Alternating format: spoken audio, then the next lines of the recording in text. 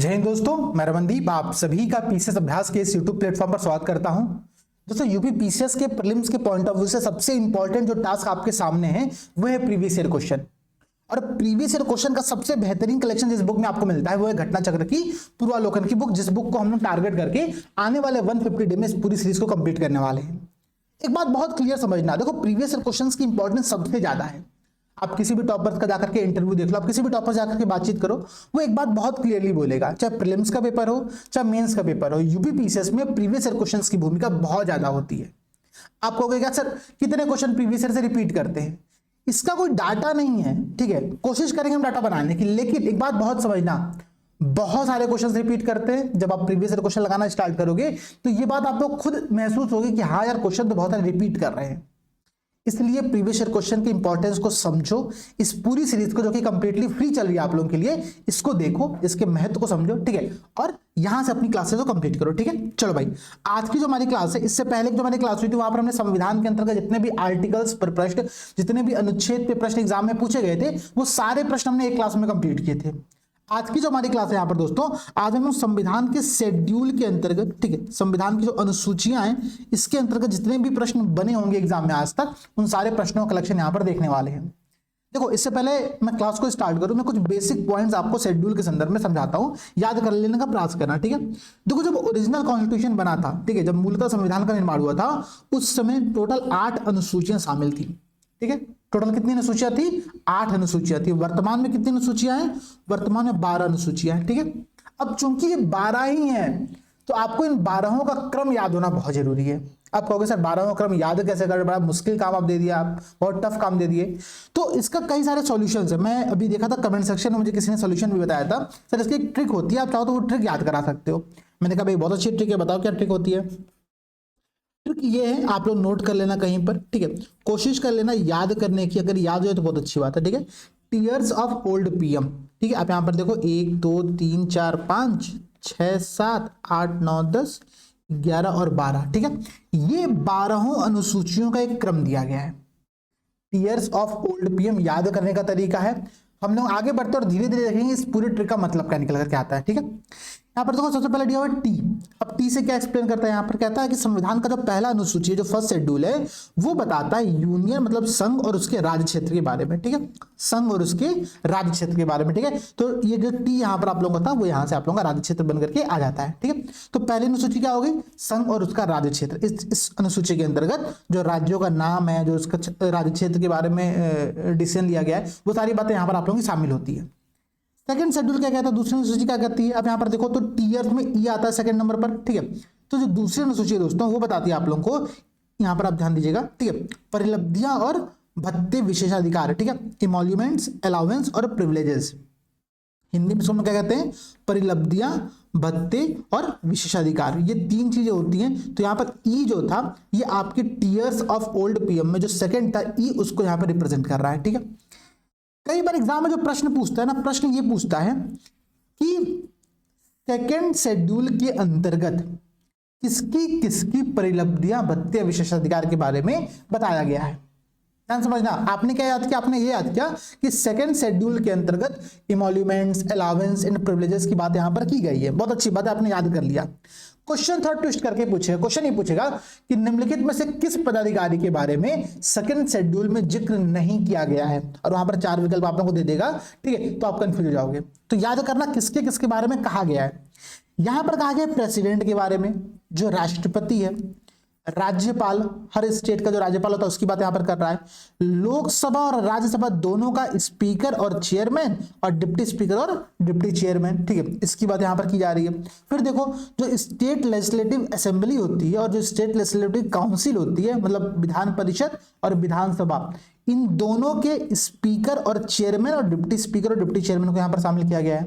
ध्यान समझना, अभी तक आपने यहां पर क्या देखा? अभी तक आपने वो पोस्ट देखी है जो कि किसी इंस्टीट्यूशंस की पोस्ट है, जैसे कि राष्ट्रपति और राज्यपाल, सबसे बड़ा मुखिया उनको माना था राज्य और केंद्र का, ठीक है। तो प्रेसिडेंट और गवर्नर यहां पर हो गया आप लोगों का, यहां पर प्राइम मिनिस्टर शामिल नहीं, ध्यान रखना, यहां पर मंत्री शामिल नहीं, ध्यान रखना, ठीक है। इसलिए मैं बहुत क्लियरली डिफरेंशिएट कर रहा हूं आप लोगों को कि सेकंड शेड्यूल के अंतर्गत किन किन व्यक्तियों को यहां पर शामिल किया गया है। उस सूची के अंतर्गत आप लोगों के प्रेसिडेंट होते हैं, गवर्नर होते हैं, याद करना बहुत ईजी है। लोकसभा, राज्यसभा, स्टेट असेंबली मतलब विधानसभा और विधान परिषद, ये चारों जो संस्थाएं हैं, इन चारों के स्पीकर या फिर चेयरमैन या फिर डिप्टी स्पीकर या फिर डिप्टी चेयरमैन, ये सब यहां पर शामिल होते हैं।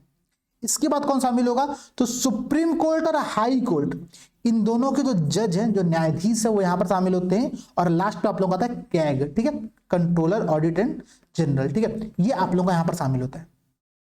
तो ये कुछ प्रमुख ऐसे व्यक्ति है, थोड़ा डिफरेंशिएट अगर आप कोशिश करो समझने का तो बहुत क्लियरली समझ जाओगे। यहां पर कोई राजनीतिक व्यक्ति शामिल नहीं हो रहा है, यहां पर समझ रहे हो, यहां पर शामिल कौन हो रहा है, जो सबसे बड़ा मुखिया था देश का, प्रेसिडेंट, फिर राज्य का मुखिया गवर्नर, फिर लोकसभा, राज्यसभा, विधान परिषद, विधानसभा, इन सबके स्पीकर और चेयरपर्सन यहां पर शामिल हो रहे हैं आप लोगों के, ठीक है। इसके बाद कौन शामिल हो रहा है, सुप्रीम कोर्ट और हाई कोर्ट के जज और फिर कैग यहां पर शामिल हो रहे हैं। तो इतने लोगों के बारे में सेकंड शेड्यूल के अंतर्गत बताया गया है। एक बेहद इंपॉर्टेंट क्वेश्चन जो बनता है एग्जाम के अंतर्गत वो यहीं से बनता है।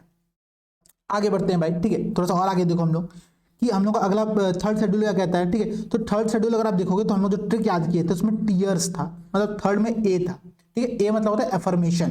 एफर्मेशन का मतलब क्या होता है, शपथ और प्रतिज्ञा की हम लोग बात करते हैं हिंदी में, ओथ और एफर्मेशन की बात करते हैं, ठीक है। तो थर्ड शेड्यूल के अंतर्गत यहाँ पर ओथ और एफर्मेशन बताया गया है। आपने क्या देखा कि सेकंड शेड्यूल के अंतर्गत इमोल्यूमेंट्स था, प्रिविलेजेस थे, वहां पर भत्ते, विशेषाधिकार, परिलब्धियां वो शामिल था, और उनमें कौन कौन व्यक्ति थे उनका हमने वहां पर नाम देखा। थर्ड शेड्यूल में कहता है कि शपथ और प्रतिज्ञा शामिल है। किनकी किनकी शपथ और प्रतिज्ञा, ये याद करने का विषय है, ठीक है। एक बार इसको भी रीड कर लेते हैं हम लोग। यहां पर सारे राजनीतिक व्यक्ति आपको शामिल दिखेंगे, ठीक है। कौन कौन, देखो भाई, यूनियन मिनिस्टर, सभी केंद्रीय मंत्री यहां पर शामिल हो गए, ठीक है। Candidate of the parliamentary elections, ठीक है, संसदीय चुनाव के जो कैंडिडेट होंगे वो यहां पर शामिल होते हैं। एमपी, मेंबर ऑफ पार्लियामेंट, सांसद सारे शामिल होते हैं, ठीक है। अब यहां पर थोड़ा ध्यान देना, यहां पर जो हम लोग को चीजें भी समझनी है, स्टेट मिनिस्टर, ठीक है, राज्य मंत्री यहां पर शामिल हो गया, ठीक है। Candidate of the state legislature elections, सभी विधानसभा, विधान परिषद के जो प्रतिनिधि होते हैं वो यहां पर शामिल होंगे, ठीक है। Member of the state legislature, Vidhan Parishad के मेंबर यहां पर हो गए। अब देखो हमने क्या कहा आप लोगों का कि सेकंड शेड्यूल में कोई भी राजनीतिक व्यक्ति नहीं था, वहां पर सारे ऐसे व्यक्ति थे जिनका नाम आप याद कर सकते हो मुखिया के तौर पर, ठीक है।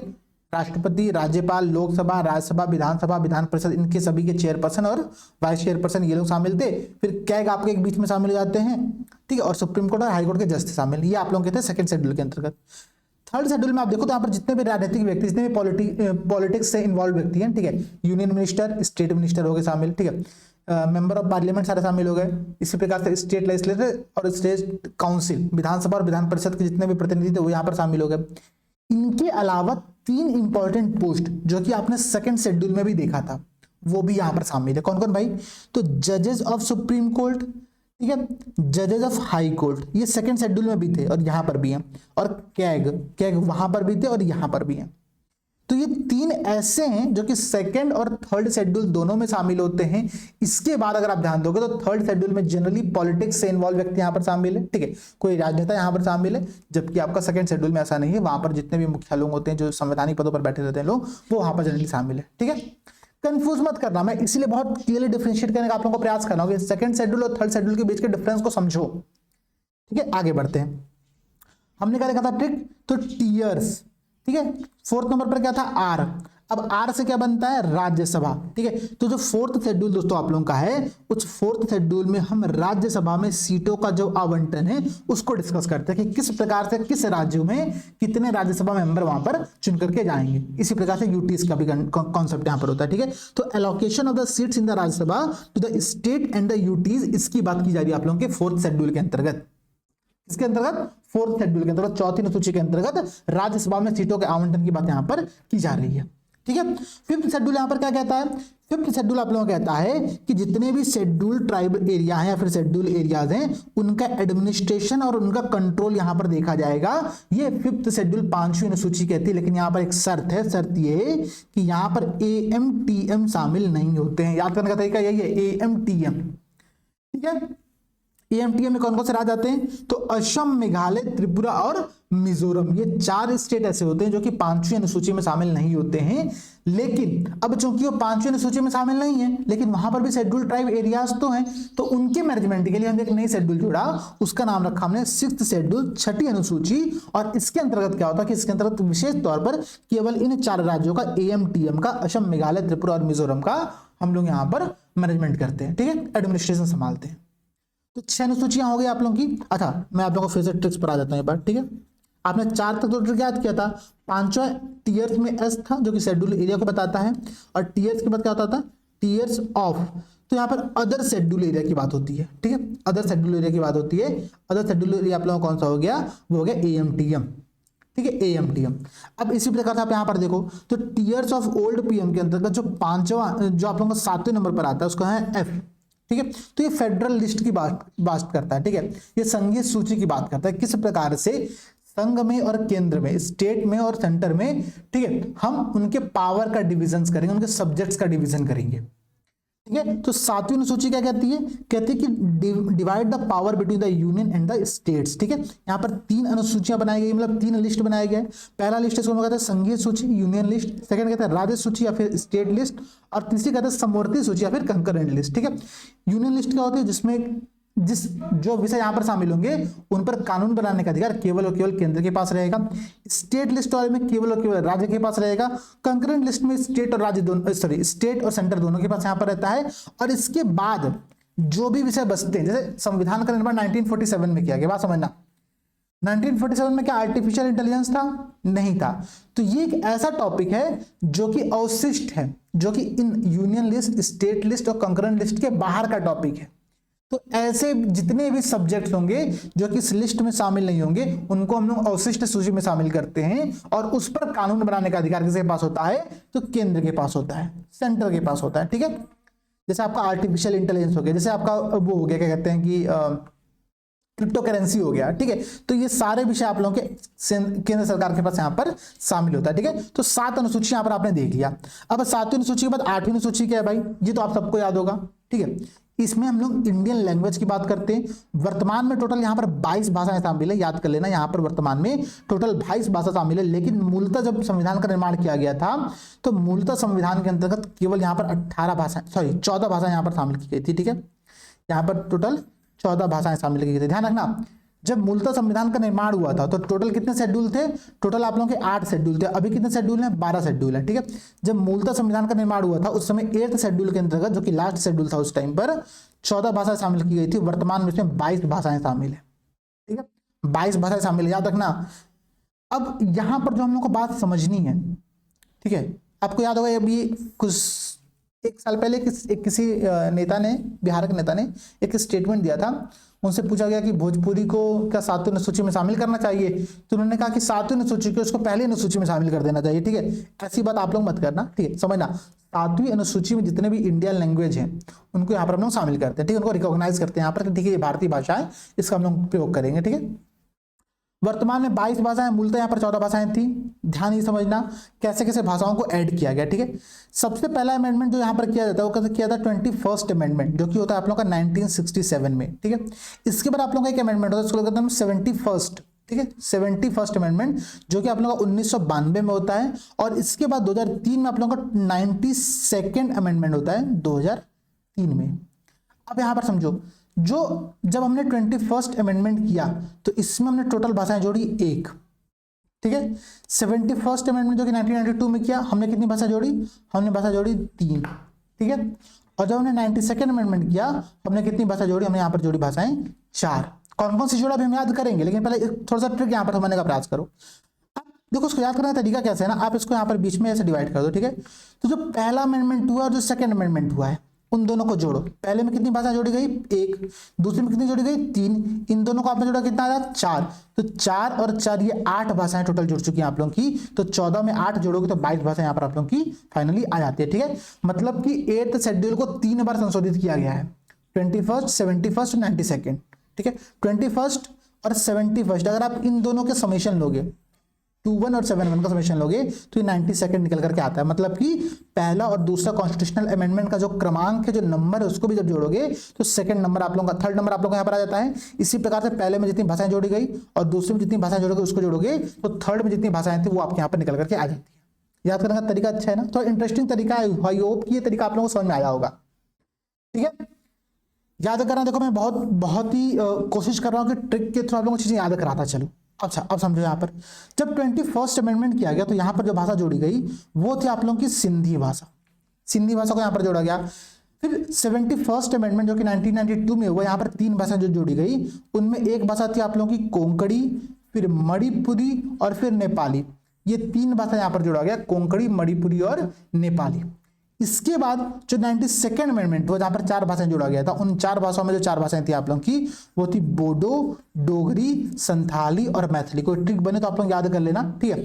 जिसको ट्रिक याद हो जाए भाई ऐसे याद कर सकते हो, बहुत सिंपल ट्रिक यहाँ पर दिया गया है, तो ये आप लोग को यहाँ पर याद करना है, ठीक भाई। सिंधी, फिर KMN मतलब आप लोग यहाँ पर कोंकणी, मणिपुरी और नेपाली, फिर बोडो, डोगरी, संथाली, मैथिली, ठीक है। BD कुछ ऐसे बन रहा है, आप लोग याद कर लीजिए इसको भी, ठीक है। ये आप लोगों को याद करने का तरीका है। यहां पर एक क्वेश्चन मैं आप लोगों से पूछ सकता हूं अगर चाहूं तो, आप लोग इसका आंसर कमेंट सेक्शन में देना कि क्या अंग्रेजी भाषा, इंग्लिश भाषा संविधान की 8वीं अनुसूची के अंतर्गत भाषाओं में शामिल है या नहीं शामिल है। इसका आंसर आप लोगों को कमेंट सेक्शन में देना है। ये आप लोगों से एक होमवर्क का क्वेश्चन मैं आप लोगों से पहला क्वेश्चन आज यहाँ पर पूछ रहा हूं।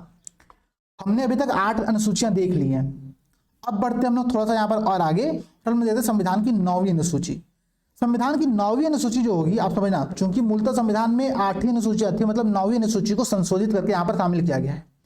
तो संशोधन कब किया गया?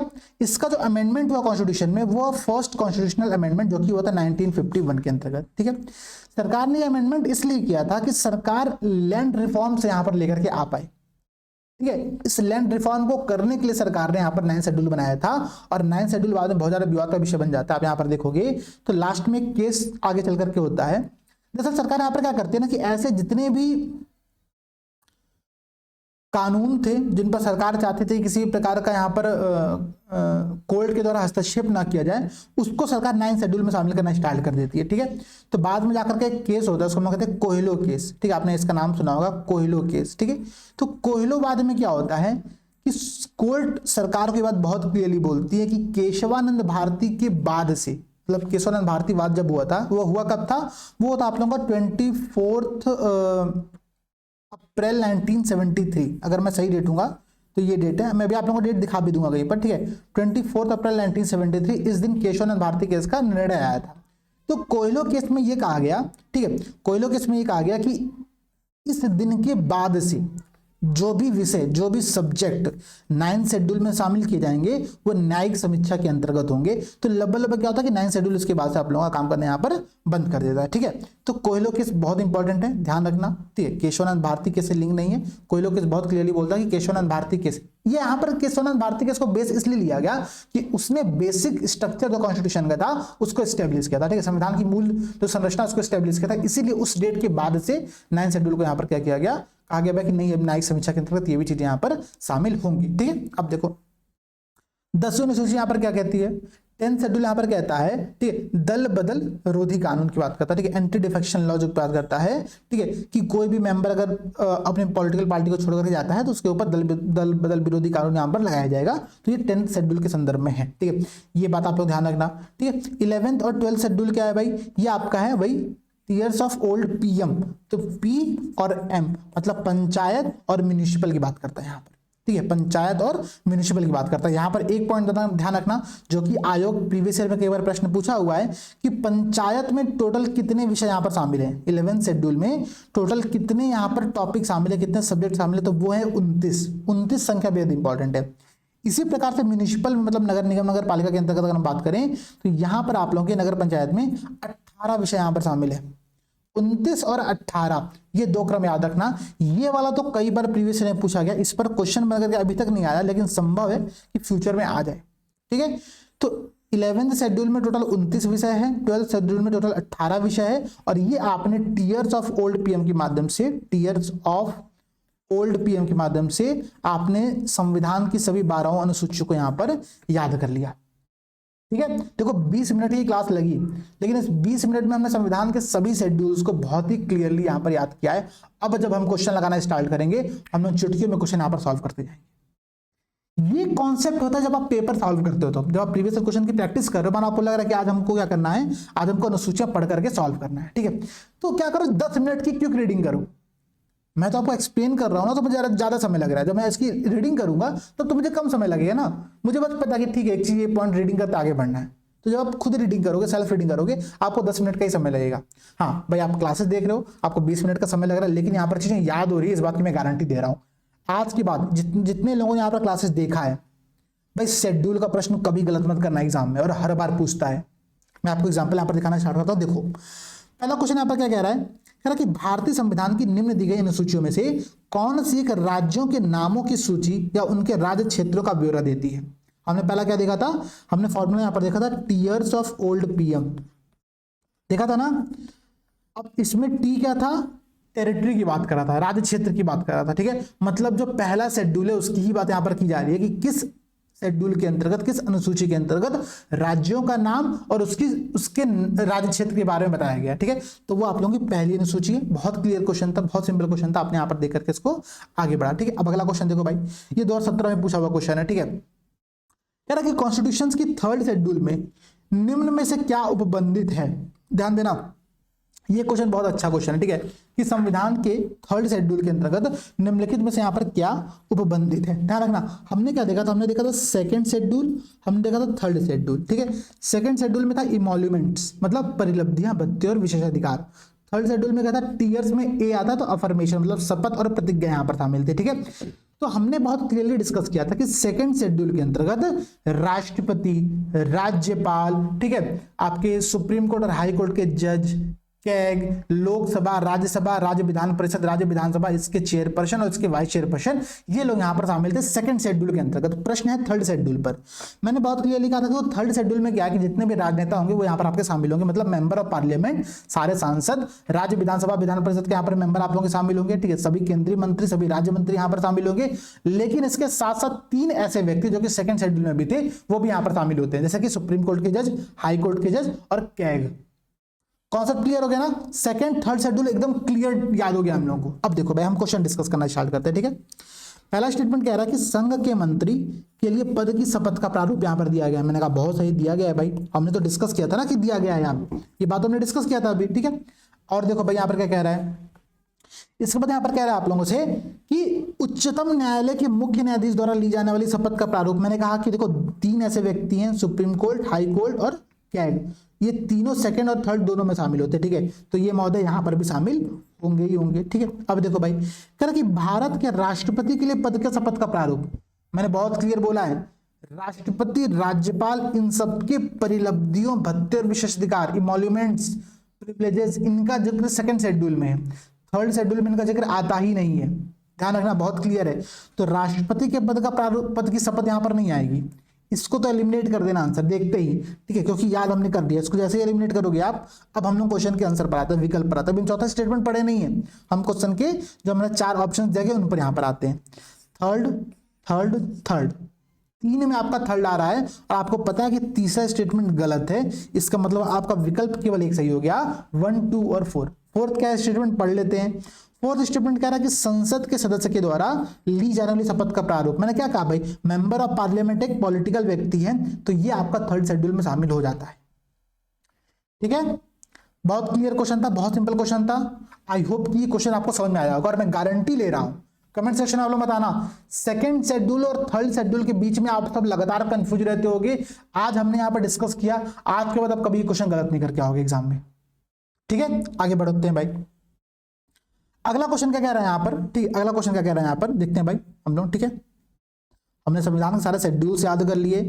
अच्छा एक बात और बहुत क्लियर बोलो, देखो अगर क्लास आप लोगों को अच्छी लग रही है ना, ठीक है, प्लीज हम लोग के एफर्ट्स को अप्रिशिएट करो, ठीक है, हमारे एफर्ट्स को शेयर करो लोगों के साथ, वीडियो को लाइक करो, कमेंट सेक्शन में बताओ, ताकि हमें भी मोटिवेशन यहाँ पर मिले। बहुत जरूरी है हमारे लिए भी मोटिवेट रहना इन चीजों को लेकर के, ठीक है। अगला क्वेश्चन है match the column, one of the best question जो आयोग यहाँ पर पूछता है, और एस्पिरेंट को ये क्वेश्चन कभी गलत करना ही नहीं चाहिए। अगर एस्पिरेंट ये क्वेश्चन गलत कर रहा है, इसका मतलब ये है कि वो यहाँ पे माथे पर लिखवा करके जा रहा है कि मुझे वो नहीं लिखवा रहा जो आप सोच रहे हो, ठीक है, माथे पर ये लिखवा रहा है कि मुझे सिलेक्ट यहाँ पर नहीं होना है, ठीक है। तो ये क्वेश्चन तो गलत करना ही मत। पहला स्टेटमेंट है 2 कॉलम दिया गया, 3rd शेड्यूल, 4th, 7th और 8वीं शेड्यूल। मैं कह रहा हूं अभी इसको हटाओ, भाड़ में जाए। हमने याद किया ना टीयर्स ऑफ ओल्ड पीएम, उससे कोशिश करते समझने का। ईयर्स ऑफ ओल्ड पीएम में ई आता है 3rd नंबर पर, ठीक है, ये आपका हो गया इमोल्यूमेंट्स, मतलब परिलब्धियां, भत्ते और विशेषाधिकार। फोर्थ में क्या आता है, TEAR, आर आता है फोर्थ नंबर पर, मतलब राज्यसभा में सीटों का आवंटन, allocation of the seats in the Rajya Sabha, ये बात हो गई आप लोगों की। 7 शेड्यूल हमने देखा था, एफ मतलब फेडरेशन लिस्ट, टीयर्स ऑफ में जो OF आता है एफ, ठीक है, वो मतलब यहाँ पर संघ सूची, राज्य सूची, इनकी बात की जा रही है, ठीक है, तो ये आप लोगों का ये हो गया। और 8वीं सूची मतलब ऑफिशियल लैंग्वेज, ठीक है, तो टीयर्स ऑफ ओल्ड PM, तो ओ हो गया जो आप लोगों का ओल्ड में, वो हो गया आप लोगों का ऑफिशियल लैंग्वेज की बात यहाँ पर की जा रही है, ठीक है। तो 8वीं शेड्यूल में आप लोगों का ऑफिशियल लैंग्वेज यहाँ पर शामिल हो गया, ठीक है। तो ये अब मैच करा लो सेकंड कॉलम से, ठीक है। भाई देखो कहाँ कहाँ पे क्या दिया, 8वीं अनुसूची भाषा से मैच करा दो, थर्ड अनुसूची आप लोगों का क्या हो गया, इमोल्यूमेंट्स, TEA, सॉरी थर्ड अनुसूची कह रहा है, ध्यान रखना, TEA, ठीक है, अफर्मेशन की बात कर रहा है यहाँ पर, अफर्मेशन मतलब शपथ और प्रतिज्ञा की बात कर रहा है, ठीक है। तो ए से हो गया आप लोगों का शपथ और प्रतिज्ञा, तो ए को मिला दो सेकंड से, ए को मिला दो सेकंड से, आपका आंसर यहीं पर आ गया, ठीक है। फिर भी देख लो एक बार, डी को मिला दो आप लोग थर्ड से, ये देखो फिर भी आंसर आ गया, ठीक है। तो बहुत क्लियर क्वेश्चन है, ठीक है, बहुत सिंपल क्वेश्चन है, कंफ्यूज बिल्कुल मत करना, याद करो, ट्रिक याद होना चाहिए, ट्रिक जब याद रहेगा तो ऐसे क्वेश्चन कभी एग्जाम में गलत नहीं होंगे, इस बात की मैं गारंटी ले रहा हूँ, ठीक है। अब देखो भाई अगला क्वेश्चन यहाँ पर क्या कह रहा है, दो यहाँ पर आप लोगों के कॉलम दिए गए हैं, ठीक है, दो आप लोगों के यहाँ पर कॉलम दिए गए हैं, उन कॉलम को फिर से मैच कराना है। पहला कॉलम में क्या कर रहा है, कॉन्स्टिट्यूशन के जितने शेड्यूल्स हैं उनकी बात कर रहा है, फिर सेकंड में सब्जेक्ट की बात कर रहा है, ठीक है। फोर्थ शेड्यूल हमने याद किया था, राज्यसभा में सीटों का आवंटन, बिल्कुल सिंपल सी बात है। 8वीं शेड्यूल अभी हमने देखा, ऑफिशियल लैंग्वेज मतलब भाषा, बहुत सिंपल सी बात है। 9वीं शेड्यूल लैंड रिफॉर्म के संदर्भ में था, भूमि सुधार के संदर्भ में था। और 6ठी शेड्यूल जो है वो AMTM, याद है ना, AMTM अदर जो ट्राइबल एरियाज थे उनकी बात यहाँ पर करता है, ठीक है, तो जनजातीय क्षेत्र। कितना सिंपल क्वेश्चन था, मैच करा लेना, इसका आंसर यहाँ पर आ जाएगा, ठीक है। अब देखो भाई अगला क्वेश्चन देखो, कह रहा है कि निम्नलिखित संविधान की अनुसूचियों में 3 विधायी सूचियों का प्रावधान है, ठीक है। अच्छा क्वेश्चन बहुत क्लियर है, भारत के कॉन्स्टिट्यूशन की निम्नलिखित अनुसूची में से किस में 3 विधायी सूचियों का प्रावधान यहाँ पर किया गया, ठीक है।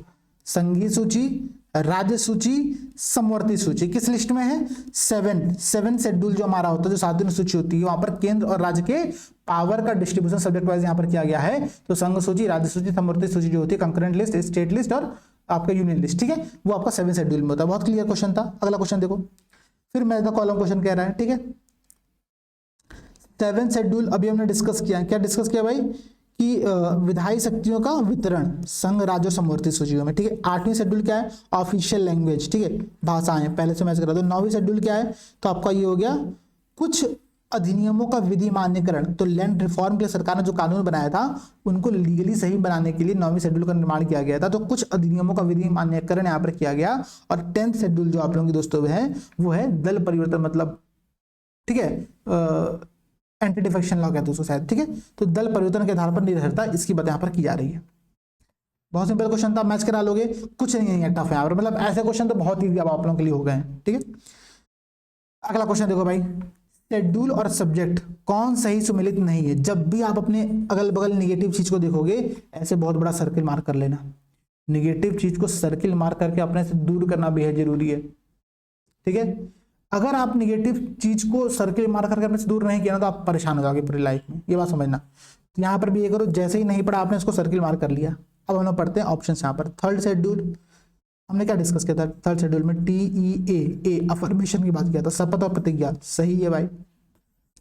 10th शेड्यूल कह रहा है कि दल परिवर्तन के आधार पर निरर्थता, अभी हमने देखा था, सही है, ठीक है। 8वीं अनुसूची भाषाएं, सही है। 9वीं अनुसूची राज्यसभा में स्थानों का आवंटन, गलत है भाई। राज्यसभा TEAR, देखो TEAR, आर चौथे नंबर पर आता है, मतलब ये 4th शेड्यूल है। 9वीं अनुसूची क्या है, तो आपका लैंड रिफॉर्म है, ठीक है, लैंड रिफॉर्म है। टीयर्स ऑफ ओल्ड में जो आप लोगों का एल आता है लास्ट बीच में, वो आप लोगों का होता है यहाँ पर 9वीं अनुसूची, मतलब लैंड रिफॉर्म की बात यहाँ पर करता है, ठीक है। बहुत क्लियर क्वेश्चन था, बहुत सिंपल क्वेश्चन था। आई होप की बात आप लोगों को यहाँ पर समझ में आई होगी, ठीक है। अच्छा एक बात यहाँ पर बहुत क्लियर फिर से बता रहा हूँ मैं आप लोगों को, देखो हम लोगों की तरफ से जो 3 स्पेशल सीरीज चलाई जा रही है, ठीक है, वो तीनों सीरीज आने वाले 150 डे के लिए सबसे बेस्ट सीरीज है भाई। मैं मतलब इस बात की आपसे गारंटी ले सकता हूँ कि अगर आपने हमारे साथ 150 डे तक इस प्रिपरेशन को कंटिन्यू रखा, सबसे इंपॉर्टेंट जो टास्क है ना वो है कंटिन्यू रख पाने का, आपके लिए भी और हमारे लिए भी। 150 डे तक इस पूरी सीरीज को कंटिन्यू हम तब रख पाएंगे जब आपका सपोर्ट हमको मिलेगा। और अगर हमारा सपोर्ट आपको मिल रहा है और आप साथ साथ में क्लासेस करते जा रहे हो, तो आपकी भी प्रिपरेशन एकदम स्मूथ गति में आगे बढ़ती रहेगी। 3 सीरीज बहुत अच्छे से फॉलो करो। घटना चक्र पूर्वावलोकन की ये सीरीज सबसे इंपॉर्टेंट सीरीज है, मतलब 15,000 MCQ आपको एक साथ डिस्कस यहाँ पर किया जा रहा है, ठीक है। कॉन्टिन्यूसली डिस्कस यहाँ पर किया जा रहा है। इसके बाद पीवाईक्यू चर्चा, ठीक है, पीवाईक्यू चर्चा 30 साल का प्रीवियस ईयर क्वेश्चन हम लोग डिस्कस करते हैं आपस में क्विज फॉर्मेट में, याद करना बहुत ईजी रहता है, ठीक है। इसको भी हमने बहुत कोशिश करें इसको अच्छे से कंटिन्यू करते हुए आगे बढ़ पाए, लेकिन आप लोगों का सपोर्ट यहाँ पर भी जरूरी है। और ये सीरीज तो एक ऐसी सीरीज है ना, यूपी स्पेशल मेंस की सीरीज, मतलब इस सीरीज की मैं आपको गारंटी दे सकता हूँ कि यूट्यूब पर ही नहीं, पूरे यूपी में कोई भी यूपी पीसीएस के लिए मेंस की जो प्रिपरेशन करा रहा होगा, तो ऐसी पेपर 5 और पेपर 6 की प्रिपरेशन कहीं पर नहीं हो रही होगी, इस बात की मैं गारंटी ले रहा हूं। इस सीरीज के अंतर्गत अभी हमने डिसाइड ये भी किया हुआ है कि जो पहली 5 कॉपी रहेगी वो पहली 5 कॉपी आप लोगों की चेक भी की जाएगी अब, ठीक है। तो अब नेक्स्ट डे से क्या होने वाला है कि आप लोगों की 5 कॉपी, जो सबसे पहले 5 लोग कॉपी लेकर के सबमिट करेंगे यहाँ पर, उनकी कॉपी चेक होगी, इवेल्युएट होगी टीम के द्वारा और वो आप लोगों को भेजी जाएगी, ठीक है। तो इस डिस्कशन के साथ साथ प्लस एक ये नया इनिशिएटिव और स्टार्ट हम लोग कर रहे हैं। तो अभी देखो ना कितने सारे एफर्ट्स हम लोग कर रहे हैं आप लोगों के लिए। तो भाई मतलब बहुत सिंपल सा रिक्वेस्ट है, सारी क्लासेस करो, बिल्कुल मत छोड़ो, अपने दोस्तों के साथ शेयर करो। कुछ लोग क्या सोचते हैं, अरे दोस्त के साथ शेयर करना तो वो भी सिलेक्ट हो जाएगा, होने दो। कंपटीशन आपको ऐसा चाहिए अपने अगल बगल कि हेल्दी कंपटीशन हो, ठीक है। जब आप हेल्दी कंपटीशन में उतरोगे ना, रिजल्ट अपने आप सकारात्मक हो जाता है, ठीक है। चल आगे बढ़ते हैं। अगला क्वेश्चन यहां पर देखो क्या कह रहा है। क्वेश्चन कह रहा है कि भारत के संविधान के अंतर्गत कुछ शेड्यूल्स दिए गए हैं और उनके बगल में उनकी लिस्ट दी गई, सूची दी गई है। आपको बताना कि संविधान के 7वीं सूची के अंतर्गत किस सूची में शामिल है, संघीय सूची में, राज्य सूची में, किस सूची में शामिल है, ये आप लोगों को यहाँ पर बताना है। और मैं बता रहा हूँ कि ये जो क्वेश्चन है ना, ये बहुत इंपॉर्टेंट, बहुत अच्छा क्वेश्चन यहाँ पर दिया गया है, ध्यान से समझना, ठीक है, बहुत ध्यान से समझना। ये क्वेश्चन आप लोगों को यहाँ पर याद होना ही चाहिए, ठीक है, समझो। आपको पता ना कि 7th शेड्यूल के अंतर्गत हम स्टेट लिस्ट, यूनियन लिस्ट और कंकरेंट लिस्ट बनाते हैं, उसी की बात यहाँ पर कह रहा है जो फॉरेस्ट है वो किस लिस्ट में शामिल होगा, जो शेयर मार्केट है वो किस लिस्ट में शामिल होगा, जो डाकघर की सेविंग बैंक है, ठीक है, वो किस लिस्ट में शामिल होगा, और पब्लिक हेल्थ जन स्वास्थ्य जो है वो किस लिस्ट में शामिल होगा, ये आप लोगों को बताना है। प्रश्न क्या पूछा है, कौन सुमेलित नहीं है, ठीक है, कौन सुमेलित नहीं है, मतलब इसमें से 3 सही सुमेलित है, 1 गलत सुमेलित है, आपको वो पहचानना है। अब देखो कह रहा कि अगर मैं ध्यान से पढ़ूं, मुझे मानो कुछ नहीं पता है, मैं ध्यान से पढ़ूं, मैं शेयर मार्केट में ट्रेडिंग करता हूं, ठीक है, मुझे पता है भाई शेयर मार्केट का जो कॉन्सेप्ट है वो पूरे देश में लागू होता है, पूरे देश में लोग शेयर मार्केट से ट्रेडिंग करते हैं। और जब कोई चीज ऐसी है जो कि पूरे देश में हो रही है, ठीक है, एक कॉन्टिन्यूसली एक फॉर्मेट में हो रही है, इसका मतलब है कि उसका मैनेजमेंट अथॉरिटी जो होगी वो भी एक लेवल पर होगी। तो शेयर मार्केट का जो पूरा मैनेजमेंट होगा वो संघ के द्वारा किया जाएगा, उस केंद्र सरकार के द्वारा किया जाएगा।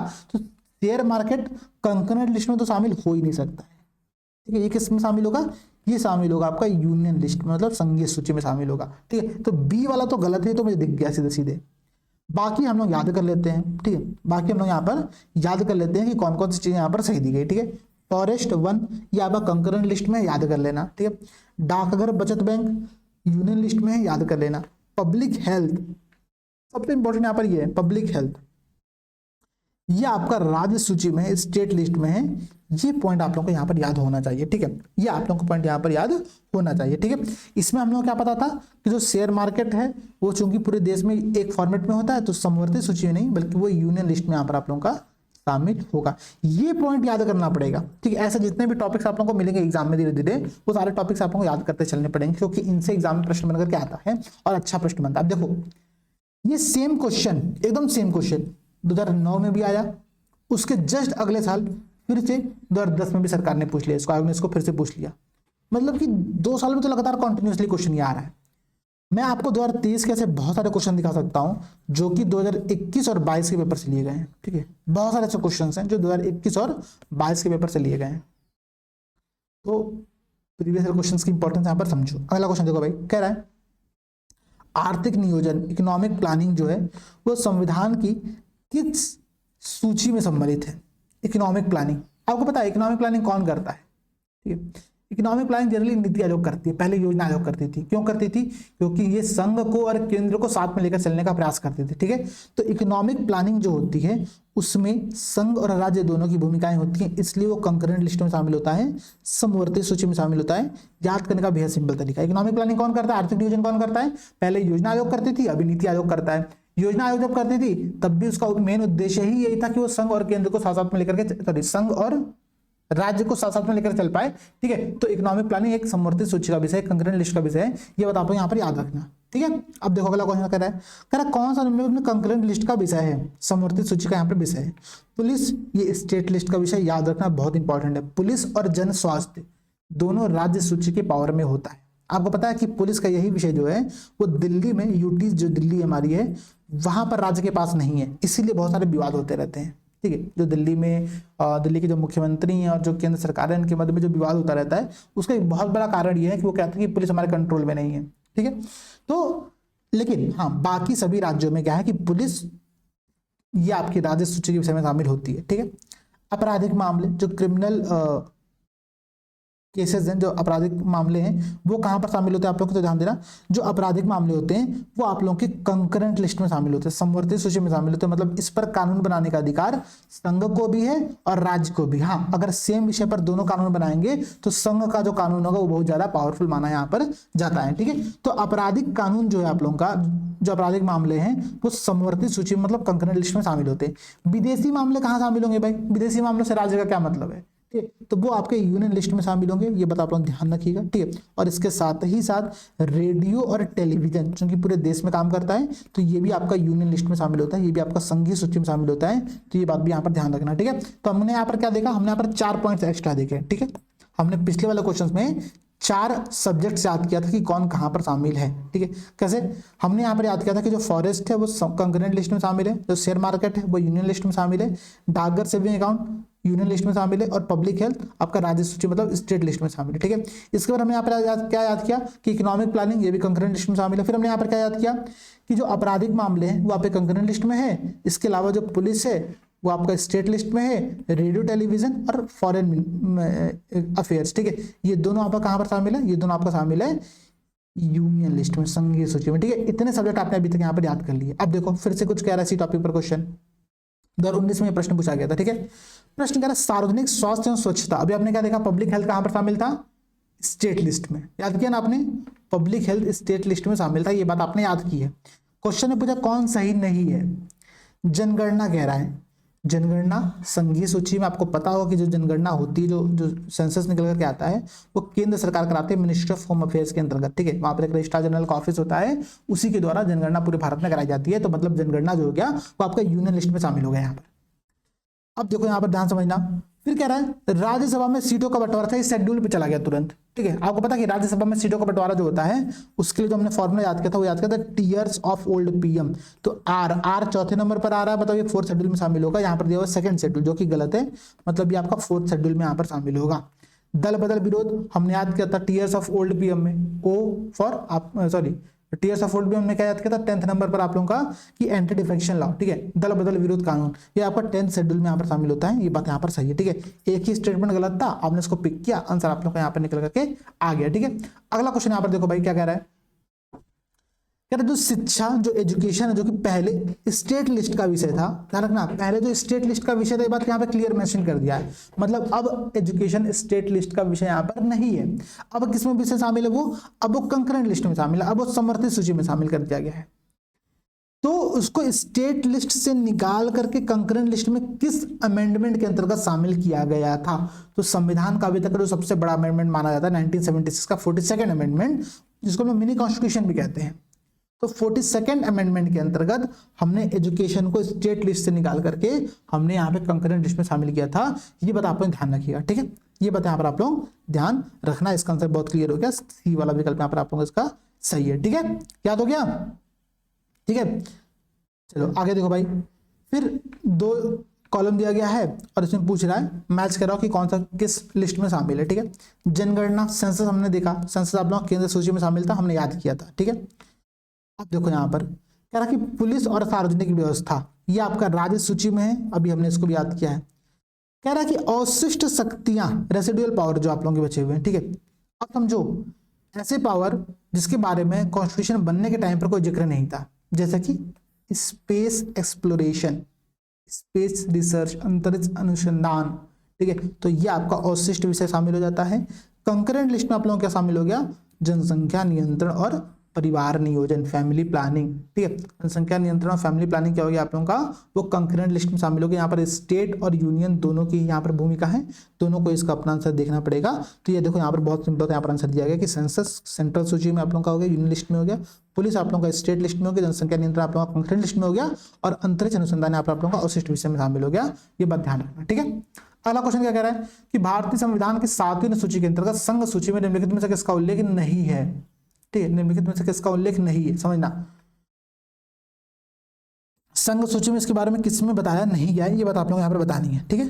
तो बैंकिंग पूरे देश में सिमिलर होती है, बीमा पूरे देश में लगभग सिमिलर होती है, जनगणना अभी हमने देखा कि सेंट्रल गवर्नमेंट कराती है, ठीक है। तो ये दोनों तीनों चीज तो आपकी संघीय सूची में होगी। गैस हर राज्य का अपना अपना मुद्दा है, वे अपना गैस की व्यवस्थाएं आप कराइए किस प्रकार से करा रहे हैं, तो ये स्टेट लिस्ट में शामिल होता है, ठीक है। तो गैस आपका स्टेट लिस्ट में हो गया, बाकी तीनों आप लोगों का यूनियन लिस्ट में हो गया, ठीक है। क्लियर क्वेश्चन था। अगला क्वेश्चन देखो, भारतीय संविधान की 7वीं सूची के अंतर्गत राज्य सूची में निम्न में से किसका उल्लेख है। 7 शेड्यूल की बात कर रहा है कि 7 शेड्यूल में निम्नलिखित में से किसके बारे में बताया गया, ठीक है। शिक्षा समवर्ती सूची 42nd अमेंडमेंट 1976 अभी हमने देखा, ठीक है। फॉरेस्ट आपको याद है फॉरेस्ट किस अनुसूची के अंतर्गत यहाँ पर है, किस उसके अंतर्गत है, अभी हमने यहाँ पर देखा था ना, फॉरेस्ट कंकरेंट लिस्ट के अंतर्गत यहाँ पर शामिल किया गया, समवर्ती सूची में शामिल किया गया। मतलब कि राज्य सरकार को भी और केंद्र सरकार को भी दोनों को ही फॉरेस्ट को लेकर के कानून बनाने होंगे, ठीक है। रेलवे पुलिस, अब देखो ना, पुलिस और रेलवे पुलिस, ठीक है, ये दोनों ही जो चीजें होती है, ठीक है, दोनों ही जो चीजें होती है आपकी ये राज्य सूची का विषय होती है, ठीक है, राज्य सूची का विषय होती है। तो क्वेश्चन क्या था, क्वेश्चन फिर देखते हम लोग कि कौन सा राज्य सूची में शामिल है, स्टेट लिस्ट में शामिल है, ठीक है। तो भाई रेलवे पुलिस क्या हो गया आप लोगों का, ये स्टेट लिस्ट में शामिल हो गया, तो ये आप लोगों का यहाँ पर आंसर हो गया। पुलिस और रेलवे पुलिस दोनों ही स्टेट लिस्ट में शामिल, ध्यान रखना। एजुकेशन आपका कंकरेंट लिस्ट में था, फॉरेस्ट आपका कंकरेंट लिस्ट में था, इलेक्ट्रिसिटी जो आप लोगों की हो गई दोस्तों ये भी आपकी कंकरेंट लिस्ट में शामिल हो गई। तो शिक्षा, विद्युत और वन ये तीनों ही समवर्ती सूचिका के विषय है, जबकि जो रेलवे पुलिस है, ठीक है, वो आप लोगों की राज्य सूची का विषय। लेकिन यहीं पर एक पॉइंट और ध्यान रखना, अगर हम रेलवे की केवल बात करें तो रेलवे संघ सरकार का विषय है, जबकि रेलवे पुलिस स्टेट सूची का विषय है, स्टेट लिस्ट का विषय है, ठीक है। ये डिफरेंशिएट करो, आप चाहो तो ना एग्जाम में जितने भी ऐसे लिस्ट पूछे गए उनका एक चार्ट बना लो, ठीक है, बहुत छोटा सा, इतने छोटे में। अच्छा आप लोग अपने अपने पास ना एक ये चीज रखा करो, ठीक है, ये ऐसे करके एक आप लोग अपने पास कुछ इसमें उल्टा सीधा तो नहीं लिखा है ना, हाँ नहीं लिखा है, ठीक है, अपने पास एक ऐसा स्टिकी नोट्स रखा करो, इसमें चीजें नोट डाउन करते चलो, प्लस जिस भी आप दीवार के अगल बैठते हो पेस्ट करते हो लाइन से चीजों को, ठीक है। पूरा एक मतलब घर की दीवार को रंगीन बना दो, ठीक है, कि लगे कि हाँ भाई मतलब कुछ एंजॉयमेंट तो कर रहे हो, ठीक है। घर वाले भी देखेंगे तो शौक में पड़ जाएंगे कि भाई क्या किया, पूरी दीवार पर पेंट मार दिया है, ठीक है। तो जब करोगे ना, जब पढ़ाई करोगे इस प्रकार से, तब मजा आएगा पढ़ने में, ठीक है। अब देखो भाई पूछा कौन सा राज्य सूची में, भी हमने देखा है रेलवे पुलिस कितना एक ही क्वेश्चन बार बार रिपीट कर रहा है, मतलब इरिटेट कर दिया, ठीक है, और लगातार रिपीट कर। देखो 1997 में पूछा गया, फिर 2001 में इस क्वेश्चन को पूछा, ठीक है। आप इससे पहले देखो सेम टॉपिक पर 1997 में क्वेश्चन और पूछा हुआ था, ठीक है। लगातार ही सारे क्वेश्चन ऐसे पूछ रहे हैं ना, मतलब क्वेश्चन इतने रिपीट कर रहे हैं, अगर आप प्रीवियस क्वेश्चन की प्रैक्टिस करके जाओगे तो मजा आ जाएगा फिर, ठीक है। अब देखो कह रहा है कौन सा कंकरेंट लिस्ट में शामिल है, कंकरेंट लिस्ट में यहाँ पर कौन सा शामिल है, इस बात कर रहा है।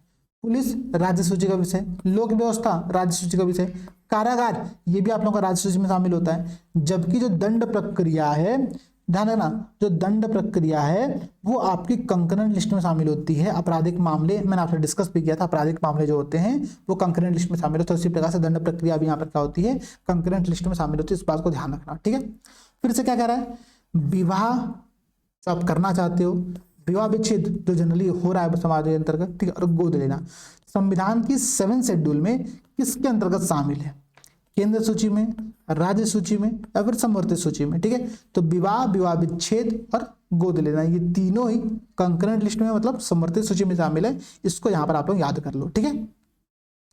अगला कह रहा है कि 6th शेड्यूल के अंतर्गत किन किन राज्यों का जिक्र है, AMTM याद किया था ना भाई, AMTM असम, मेघालय, त्रिपुरा और मिजोरम, असम, मेघालय, त्रिपुरा और मिजोरम कहाँ पर दिया हुआ है, इसमें दिया, बी में, इसमें असम नहीं है लेकिन बाकी तीनों स्टेट दिया गया है, ठीक, मार के आगे बढ़ो, काम खत्म हो गया आप लोगों का, ठीक है। याद करने का बेहद सिंपल तरीका मैंने आप लोगों को बताया हुआ है। अब देखो कह रहा है राज्य भूमि सुधार अधिनियमों को संवैधानिक सुरक्षा प्रदान करने हेतु किसमें सम्मिलित किया गया, भूमि सुधार लैंड रिफॉर्म, कौन सा शेड्यूल, 9th शेड्यूल, याद था कि भूल गया, याद होगा। कोयलो केस मैंने आपसे जिक्र किया था ना, कोयलो केस का, कोयलो केस जगह हुआ कब था, 2007 में हुआ था, साथ में कोयले केस हुआ था। ये संविधान ने किस शेड्यूल से संबंधित है ये पूछ रहा है। मैंने आपसे क्या कहा था कि देखो जो 9th शेड्यूल में सरकार ने प्रावधान किया था, सरकार ने उसको न्यायिक समीक्षा के दायरे से बाहर रखा था। लेकिन जब कोयलों केस होता है तो कोयलों केस इस बात को बहुत क्लियरली जिक्र करता है, वो कहता है कि नहीं भाई देखो न्यायिक समीक्षा संविधान का बेसिक स्ट्रक्चर है, मूल संरचना के अंतर्गत शामिल होता है, इसलिए कोई भी कानून सरकार ऐसा नहीं बना सकती जो कि न्यायिक समीक्षा के दायरे से बाहर हो। इसलिए 9वीं अनुसूची के अंतर्गत जब से केशवनाथ भारती का निर्णय आया, मतलब 24 अप्रैल 1973, इस डेट के बाद से, ठीक है, इस डेट के बाद से 9वीं अनुसूची में शामिल सभी विषय न्यायिक समीक्षा के दायरे में शामिल होंगे। ये बात कहती है कोयलों केस। तो कोयलों के 2007 में जो हुआ था वो न्यायिक समीक्षा या फिर 9वीं शेड्यूल से संबंधित है। ये बात आपको यहाँ पर ध्यान रखना, ठीक है। अगला क्वेश्चन यहाँ पर क्या कह रहा है कि भारतीय संविधान में किस अनुसूची में दल बदल विरोधी कानून का यहाँ पर जिक्र किया गया है। बहुत सिंपल सी बात है, 52nd अमेंडमेंट किया गया था 1985 के द्वारा, और उसमें जोड़ा क्या गया, उसमें जोड़ा गया 10th शेड्यूल, ठीक है। 10th शेड्यूल क्या कहता है, वो ये कहता है कि आप दल बदल इस प्रकार से नहीं कर सकते। मतलब उस समय जो आया राम गया राम का जो कॉन्सेप्ट चल रहा था ना संविधान, मतलब पॉलिटिकल पार्टीज के बदले में, ठीक है, कि आप इलेक्शन यहाँ से लड़े, जीत वहां गए, छोड़ के उसको आप वहां चले गए, ठीक है। ऐसे बहुत सारी चीजें हो रही थी। तो आया राम गया राम वाले कॉन्सेप्ट को हटाने के लिए दल बदल विरोधी कानून लेकर के आया गया था। तो ये 10th शेड्यूल का कॉन्सेप्ट आपको यहाँ पर याद रखना, ठीक है। अब देखो आज का लास्ट क्वेश्चन है ये, ठीक है, कि संविधान के 11th शेड्यूल में किससे संबंधित है, ठीक है। संविधान का 11th schedule, tears of old PM, P for panchayat, तो पंचायती राज से संबंधित है, याद रखना। 11th शेड्यूल के अंतर्गत टोटल 29 विषय शामिल किए गए, बहुत इंपॉर्टेंट है। इसी प्रकार से 12th शेड्यूल के अंतर्गत टोटल 18 विषय शामिल किए गए, ये भी आपको यहाँ पर ध्यान रखना। तो ये आप लोगों का जो पूरा टॉपिक था, ठीक है, आप लोगों का जो पूरा टॉपिक था शेड्यूल का, जहां से क्वेश्चन बन सकते थे एग्जाम में, हमने शेड्यूल के पूरे टॉपिक को अच्छे से पढ़ने के बाद सॉल्व यहाँ पर किया, प्रैक्टिस यहाँ पर की है। आई होप ये क्लास आप में, देखो एक बात समझना, हमारी क्लास का टारगेट क्या है। जनरली जो यूट्यूब पे क्लासेस होती है, जनरली जो क्लासेस चलती हैं, उन क्लासेस का मैं देखता हूँ बहुत एक सिंपल कॉन्सेप्ट होता है, वो पीपीटी बना करके लेकर के आते हैं, पीपीटी की रीडिंग करते हैं, आगे बढ़ जाते हैं। पीपीटी की रीडिंग करना हमको नहीं है भाई। अगर मैं आपके नॉलेज में, अगर मैं आपके कॉन्सेप्ट में कुछ पॉइंट एडिशनल नहीं डाल पा रहा, कुछ मैं आपको नई बातें नहीं बता पा रहा हूं, तो मेरा क्लास लेने का कोई मतलब नहीं है, और आपको एक क्लास करने का कोई मतलब नहीं है। तो मेरा हमेशा एक टारगेट रहता है कि या तो मैं आपको क्वेश्चन अटेम्प्ट करने का तरीका डिस्कस कर सकूं आपके साथ, ठीक है, या फिर मैं कुछ नए ट्रिक्स, कुछ नए कॉन्सेप्ट आपके साथ डिस्कस कर सकूं, ताकि चीजें आपको याद रहे लॉन्ग टर्म तक, और एग्जाम में आप उसका एप्लीकेशन कर पाओ। इसलिए पूरी सीरीज लगातार देखिए, आप लोग हर क्लासेस करो, अच्छे से करो, ठीक है। प्लस जो मेंस की स्पेशल क्लासेस चल रही है वो तो आप लोग करनी ही करनी है, ठीक है। तो ये सब चीज़ अगर पैरेलल लेकर के चलोगे आप लोग, रिजल्ट बहुत इजीली निकल जाएगा। मैं बस बहुत क्लियर बोल रहा हूँ कि आपको इस पर ध्यान देना पड़ेगा कि हमारे साथ साथ पैरेलल इस एग्जाम को लेकर के टारगेट आपको करना पड़ेगा। अब यहाँ पर हम लोग कुछ बातें और समझते हैं, ठीक है। जो मेरी कल की क्लास होगी वो होगी प्रियम्बल पर, उद्देशिका पर, प्रस्तावना पर, ठीक है, प्रियम्बल पर। अब आप लोगों का यहाँ पर एक होमवर्क है, इससे पहले मैंने आप लोगों को एक होमवर्क और दिया था, याद है कि भूल गए, ठीक है। ये आपका दूसरा होमवर्क है। दूसरा होमवर्क ये है कि प्रियम्बल टू द पॉइंट कि हम भारत के लोग भारत को एक संपूर्ण प्रभुत्व संपन्न समाजवादी पंथ निरपेक्ष लोकतंत्रात्मक गणराज्य बनाने के लिए तथा उसके समस्त नागरिकों को, जो पूरा संविधान की प्रस्तावना है, देखो मुझे याद है, आपको तो याद होनी चाहिए। कोशिश ये करना इंग्लिश में याद करना, मुझे इंग्लिश में नहीं याद है, ठीक है। We the people of the India, उसके आगे मुझे नहीं याद है, ठीक है, मुझे बस इतना याद है। लेकिन अगर इंग्लिश में याद करोगे ना तो क्वेश्चन अटेम्प्ट करना थोड़ा और इजी हो जाता है। कई बार क्या होता है कि हिंदी इंग्लिश के मीनिंग में बहुत अंतर आता है, इसलिए मैं बोला प्रियम्बल याद करो। याद करके नेक्स्ट क्लास में आओ, कमेंट सेक्शन में बताना किसने किसने याद कर लिया है। नेक्स्ट क्लास हमारा पूरा कोशिश रहेगा प्रियम्बल के सारे क्वेश्चन में डिस्कस करते चलें, ठीक है। प्रियम्बल के बाद हम लोग फिर ऐसे ही आगे बढ़ते चलेंगे और पॉलिटी को जल्द से जल्द कंप्लीट करें, ठीक है। जल्द से जल्द पॉलिटी कंप्लीट करने के बाद मैं ज्योग्राफी स्टार्ट करने वाला हूँ। ज्योग्राफी शानदार तरीके से किया जाएगा, ठीक है। लेकिन आप लोग वीडियो को लाइक करो, शेयर करो, ठीक है। अपने सभी दोस्तों शेयर जरूर कर देना यार, प्लीज, मतलब कर देना, ठीक है। इतना आप लोगों से रिक्वेस्ट है। तो चलते हैं, मिलते हैं आप लोगों से अगली क्लास में। सभी को जय हिंद, जय भारत।